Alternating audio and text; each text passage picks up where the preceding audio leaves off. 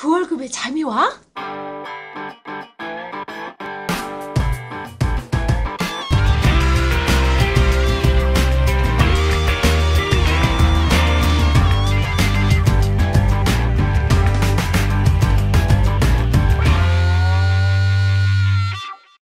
그 월급의 잠이와는 월급이 전부인 2천만 월급쟁이들의 불면증을 해소하는 방송입니다. 예, 안녕하세요. 반갑습니다. 해뭉치 양승민입니다. 네, 안녕하세요. 조지현입니다. 네. 우리 신입사원들이 궁금해 하시는 것들, 우리 세 번째 시간에 이어서 정리 한번 해도록 하겠습니다. 일단, 지난 시간에는 지출 쪽 관련돼서 좀 좋은 얘기를 많이 해주시는데요. 그 말고, 이제 막상 그 신입사원 되고 나면, 이제 그 전과 후가 달라지는 게, 이제 본인이 이제 저축을 이제 해야 되는 능력이 됨에 따라서, 그동안 이 부모님이, 소위 말하면 우리 엄마가 내주는 것들을 이제 내가 내야 되는 게 환경이 된 거지. 예. 그러면서 이제 막상 고민이 되는 거야. 이거를 해야 되는데, 우리 어머니가 잘하고 했는지 못했는지 기준도 없고, 그래서 오늘은 그런 부분 좀 말씀 좀 해주죠. 실질적으로 그런 부분도 많이 고민하실 것 같아요. 우리 신입사원들이. 네. 어머니께서 참 좋은 분 많이 만나셔서 좋게 가입하셨으면 좋을 텐데 좀 그렇지 않은 경우 좀 대부분이에요. 그렇지. 부모님들 대부분 다 이제 지인분들께 무언가를 이제 조언을 구하고 가입하는 경우가 많으니까요. 그렇지. 우선 뭐 이어갈 저축 얘기하기 전에 딱 한마디로 제가 드리고 싶은 말씀이 있는데 본인의 의지로 새로 가입하는 금융상품들은 일단은 가입을 하지 말라고 얘기하고 싶어요. 왜? 그러니까 그 모든 것들. 그 이유가 아직 본인이 이제 어디에 돈을 쓸 건지도 명확하지 않고 그렇지. 또 수입 지출도 좀 그 잘 몰라서 저축 여력을 말도 안 되게 구하는 경우가 많아요. 맞아. 막 취업하면은 나 한 달 용돈 20만 원 안으로 살겠어. 막 이런 분들도 있고 굉장히 과도한 어떤 저축 의지죠. 그래서 저는 이제 금융상품 가입은 일단은 좀 미뤄라. 그러면서 충분히 이제 그 재무 목표와 수입 지출이 자리 잡을 때까지 좀 이제 미뤄라. 괜히 가입했다가 뭐 손해보면서 해지하지 말고 이런 말씀을 먼저 드리고 싶고요. 그 말의 의미는 뭐냐면 되도록이면 금융권 컨설팅 하시는 분들, 아니 금융기관 방문을 자제하라는 소리 같은데. 네. 자제하십시오. 그게 실제 도움이 된다. 네, 연수기간에는 좀 많이 넣으시라고 아까 말씀드린 것처럼 굉장히 중요한 포인트인 것 같아요. 저도 그 부분에 대해서는 동의를 하고 아직까지 몰라요. 잘 모르기 맞아요. 때문에 봉될 확률이 높은 거죠. 그래서 최소한이라도 우리 팟캐스트 처음부터 끝까지 한번 들어보시고 충분히 시간 많으니까 그렇게 이후에 뭐 금융상품 가입하시더라도 크게 봉되지 않겠다. 아주 좋은 지적인 것 같습니다. 네. 또 이제 부모님께서 이제 야 이제 네가 이어가 이렇게 하는 것들을 하나하나씩 살펴봐야 되는데 초점을 맞춰야 되는 것들은 이제 장기적인 것들입니다. 뭐 예를 들어서 뭐 보험 혹은 뭐 저축성 보험 뭐 연금 혹은 이제 투자 기간이 긴 어떤 투자 상품들 있죠. 이런 것들이에요. 그 이유가 좀 심리적인 건데 본인의 인생에 뭐 80세, 100세 혹은 뭐 20, 30년 동안 저금해야 되는 것들을 끌고 가야 되는데 본인한테 맞지 않아. 그렇지. 혹은 본인한테 마음에 들지 않아. 그러면은 계속 이어가겠습니까? 쉽지 않지. 가장 좋은 저축은 이제 유지하는 저축이라고 하는데 유지를 못할 가능성이 굉장히 높아요. 그러니까 이제 장기적인 것들은 이제 본인한테 영향도 크고 또 이제 좀 애매한 부분들이 많으니까 장기적인 부분들을 좀 잘 살펴봐라 라고 얘기하고 싶어요. 살펴보면 뭐 근데 내가 알아야 살펴보지. 뭐 어떻게 살펴봐. 네. 뭐 이래저래 뭐 많은데 대부분 분들이 가입하신 뭐 주택청약 같은 것들 있죠. 그 부산 쪽에 계시는 어떤 분이 있는데요. 그분이랑 이제 너무 멀어서 이제 온라인 상담을 좀 했는데 그분이 이제 주택청약을 부모님께서 가입을 하시고 뭐 별 생각 없이 계속 이어가고 계시더라고요. 네. 근데 가끔씩 보면은 이게 그 최초의 목적을 잃어버리는 경우가 좀 많아요. 그 주택청약은 결국 그 청약 1순위가 되기 위한 그런 이제 과정인 거고 그렇다라면은 이제 다른 것들도 아니고 집을 산다라는 거는 어느 시에 사겠어 어느 동에 사겠어는 명확하진 않지만 그 대충 서울에 살지 제주도에 살지 부산에 살지 이 정도는 알 수 있잖아요. 근데 이제 부산에서 한 30평 정도를 생각하시는 분이 저 서울권의 굉장히 고평대 아파트의 가입 금액으로 월납을 계속하고 계시더라고요. 그래서 무언가 그런 것들은 조금 잘못되지 않았나. 네. 그래서 뭐 주택청약 같은 경우는 이제 대략적으로 본인이 집을 구매할 지역이 지역 정도는 생각하실 텐데 뭐 경상도면 경상도, 부산이면 부산, 서울이면 서울 그런 것들 인터넷에서 좀 찾아보셔서 1순위의 가입 금액만큼 월납입 금액을 좀 조정시키기를 좀 저는 권합니다. 그래서 여기서 좀 덧붙이자면 최근 같은 경우는 이제 종합돼서 종합청약 저축이라 해서 그런 부분들이 크게 거론하지 않았겠지만 이번 포인트는 뭐냐면 우리 어머니가 가입하신 거 어머니 가입하시는 거 예전 상품들이거든. 심지어 청약 예금 뭐 이런 거 가지고 계신 분도 있어요. 부금 이런 것도 있죠. 예, 그렇기 때문에 그런 부분을 좀 말씀해 주신 것 같아요. 그래서 과거에 부모님 가입하신 주택청약 상품들 최근 상품들이 아니기 때문에 좀 제한적인 부분이 있기 때문에 그런 부분들 본인한테 맞춰서 리모델링 하는 작업이 굉장히 중요한 포인트인 것 같습니다. 또 뭐가 있습니까? 뭐 최근에 뉴스 보니까 또 3,500만 명 이상이 또 가입했다는 또 실손보험. 실손보험. 네, 이런 게 있겠죠. 그 실손보험은 뭐 다들 아시다시피 이제 뭐 치과, 한방 특별한 경우를 제외하고 대부분의 질병 사고가 다 보장이 되니까 약간 머스트헤브처럼. 그렇지. 또 워낙 많은 가입자들이 있으니까 이제 보험료도 뭐 사회초년생들 기준으로 사실 10,000원 정도밖에 안 하잖아요. 그렇죠. 그러니까 완전 뭐 머스트헤브죠. 네. 어떤 그런 것들이 이제 보험은 이제 실손부터 시작을 해야 되는데 어머니께서 실손보험을 건너뛰시고 건너뛰고 상해라든지 뭐 종신보험이라든지 뭐 이런 것들을 하신 분들이 좀 많으세요. 상당히 많죠. 네. 그래서 저는 이제 실손보험이 없으면은 다른 것들은 다 가입하지 않더라도 10,000원짜리 실손보험은 꼭 하나 사회초년생 때 하라라고 말씀을 드려요. 이게 막 그전과 생활 패턴이 완전 다르잖아요. 뭐 예를 들어서 뭐 일하는 경우도 뭐 공장에서 일을 하시든 뭐 차를 많이 타시든 사고나 질병으로부터 굉장히 또 그전보다 훨씬 더 위험해진 상황이기도 하고요. 그래서 다른 것들은 다 사기를 당하실 수 있지만 실손은 어차피 가격도 싸고 또 단독으로도 가입 가능하시고 또 아니다 싶으면은 이제 해지하시더라도 손해가 적으니 네, 일단은 실손은 하나 좀 들고 가시면 어떻겠느냐라고 이제 말씀을 드리고 한 가지 포인트는 이제 부모님께서 가입해 주신 보험에 실손은 있는데 다른 것들이 좋지 않아. 그래서 이제 나는 깔끔하게 하고 싶어라고 해서 해지하는 분들이 많아요. 그렇지. 근데 뭐 실손은 다들 아시다시피 뭐 연도마다 이제 계속 개정이 되어 왔잖아요. 그렇죠. 실손은 대부분 옛날 것들이 훨씬 더 좋습니다. 맞아. 그래서 실손이 포함되어 있다면 이제 정확히 알아보시기 전에는 절대 해지하지 마시고 일단은 들고 계세요. 그래서 예를 들면 최근에는 단독 실손형 실손 보험이 나오지만 과거에는 이런 실손 특약에다가 뭐 암이라든지 뇌졸중 이런 중요 질병들을 그 다음에 뭐 특약으로 붙여놓는 경우가 굉장히 많이 있는데, 그러니까 지금 말씀하시는 거는 그런 실손은 괜찮지만 그 특약들이 마음에 안 든다고 해서 그 실손을 하는 거에 대한 기회비용이 상당히 클 수가 있다. 왜냐하면 과거에 있던 보험들은 혜택 면에서 지금 최근에 실손보험보다는 좋기 때문에 이렇게 정리하면 되는 거죠. 그쵸. 네. 1억에 입원 의료비 1억에 통원 100, 그리고 100%짜리 이런 실손 가지고 계신 분들은 굉장히 그 로또 맞은 거죠. 그러니까 실손은 반드시 중요하고 과거 상품들은 메리트가 있기 때문에 리모델링 전에 심사숙고하는 그런 것들이 굉장히 중요한 포인트인 것 같습니다. 네. 모르면 당하지. 누가 와가지고 그거 안 좋아요 최근 거로 가입하세요 해가지고 깨면 뭐 당하는 거지 뭐. 너무 안타까운 경우가 많아요. 그렇지.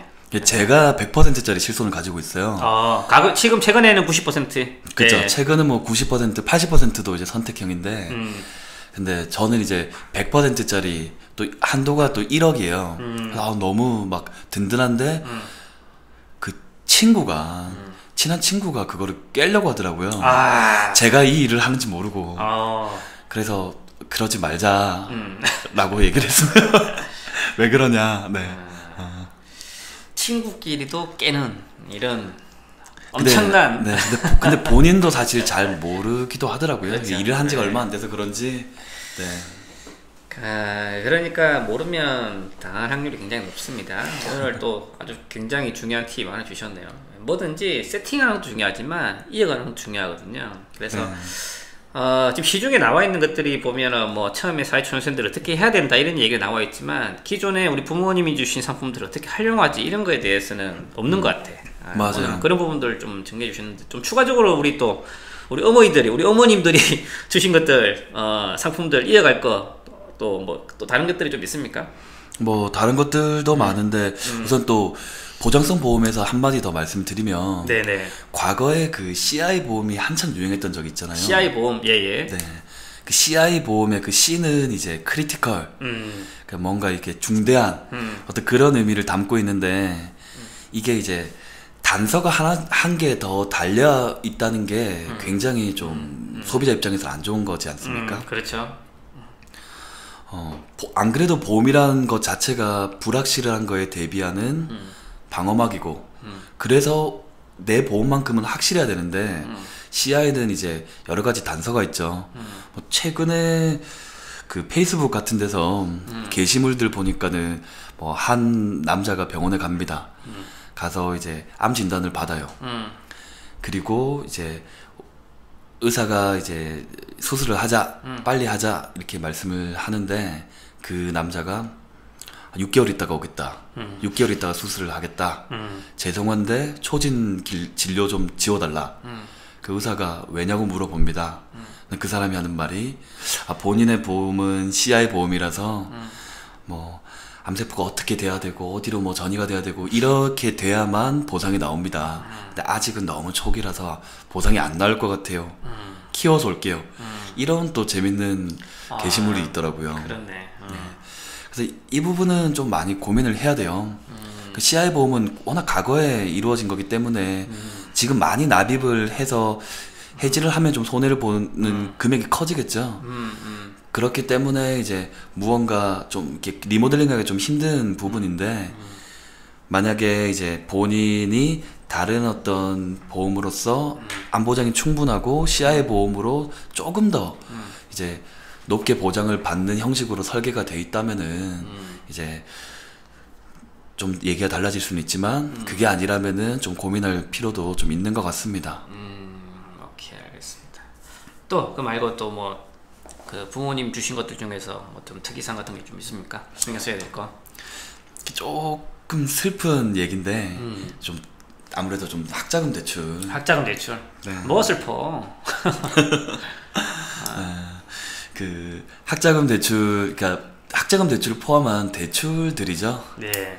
뭐 간혹 가다가 보면은 이제 본인이 스스로 또 대출을 받으시는 경우도 좀 있더라고요.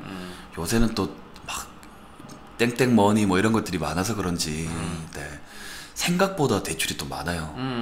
이게 또 취업 기간이 또 길어지다 보니까는 저 부모님께 죄송한 건지 학자금 대출 이외의 대출들도 가지고 있는 분들이 굉장히 많으시더라고요. 그래서 우선은 저는 대출 관련된 부분은 취업을 하신 이후에 좀 가급적이면은 좀 리모델링을 하는 게 굉장히 중요하다고 생각해요. 아무래도 취업을 한 이후에는 상황이 좋아진다라는 거죠. 그러니까 금융권에서 본인을 바라보는 시각이 좋아진다라는 거죠. 그래서 그 신용도에 좀 영향을 많이 미치는 것들, 뭐 대표적으로 소액이지만 개수를 많이 해서 대출을 받으신 분들이 있어요. 네. 이런 분들은 반드시 개수를 줄이는 게 가장 중요합니다. 네. 그리고 그것보다 더 중요한 것은 이제 1금융권의 대출로 최대한 전환을 하자라는 겁니다.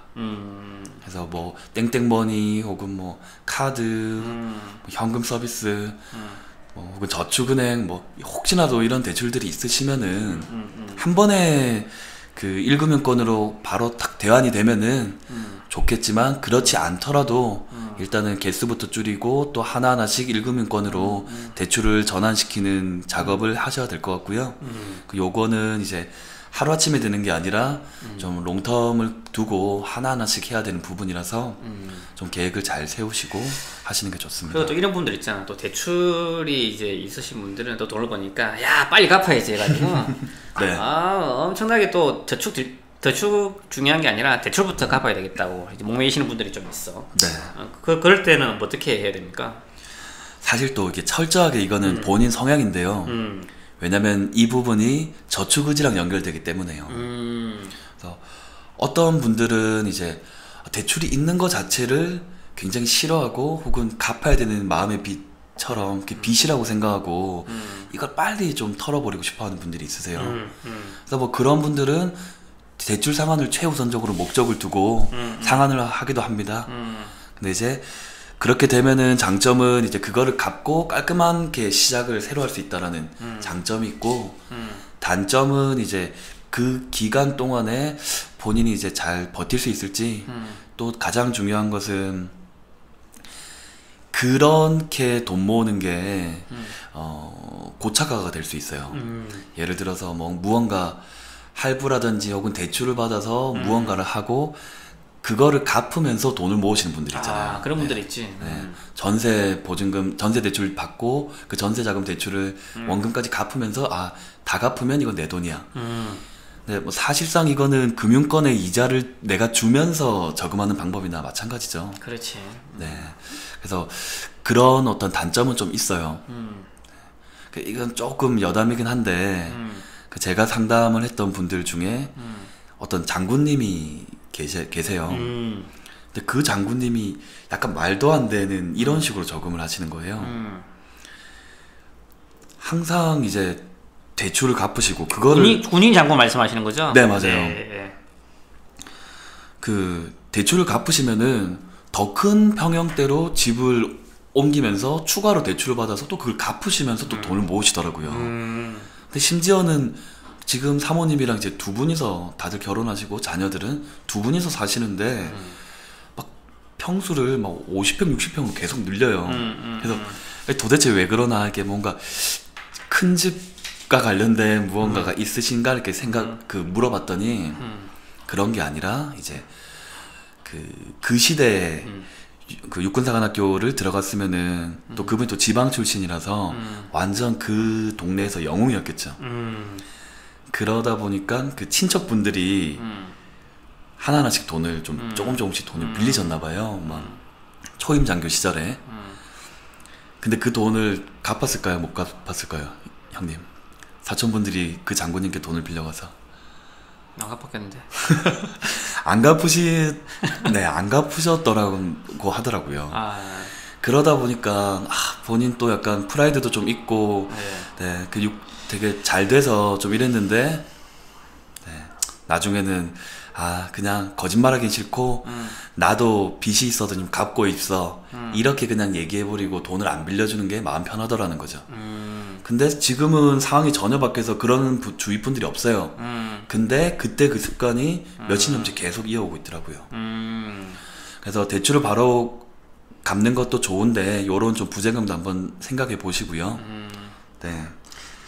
그리고 뭐 그 좀 추가하면 저희가 뭐 방송에서 한 번 더 예전에도 말씀드렸는데 대출만 갚다 보면 심리적으로 여유가 없어요. 그럼 삶이 팍팍하다고 얘기해. 팍팍하다고. 맞아요. 이자 좀 줄이려고 원금 빨리 상환하다 보면 삶이 팍팍해지고 재미가 없어져요. 맞아요. 그렇기 때문에 그런 심리적인 부분이 굉장히 또 무시 못하기 때문에 적정 범위 내에서 원리금 상환하는 거. 그리고 특히 뭐 쟤는 저금리잖아요. 금리가 저금리니까 이자 원금 늦게 상환할수록 물가 상승률만큼 그 부분이 줄어드는 효과가 좀 있습니다. 그런 부분도 좀 감안하시면 좋으실 것 같습니다.